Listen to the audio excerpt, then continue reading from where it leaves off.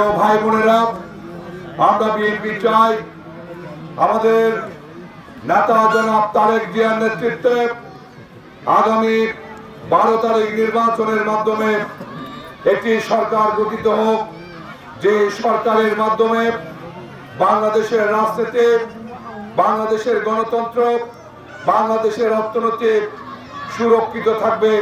আমরা এই নির্বাচনের মাধ্যমে সেটা প্রত্যাশা করছি।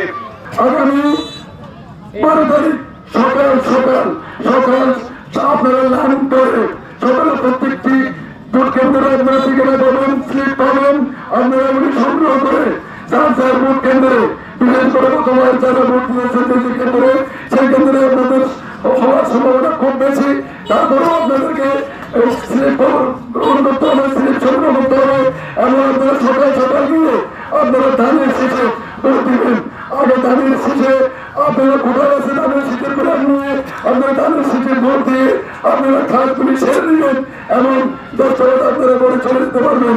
5 আগস্টের আন্দোলনে আওয়ামী লীগ সরকার স্বৈরাচার দেশ থেকে যাওয়ার পরে আমরা যে নির্বাচনের সুযোগ পেয়েছি, ভোট দেওয়ার সুযোগ পেয়েছি, সেই ভোট হবে আমাদের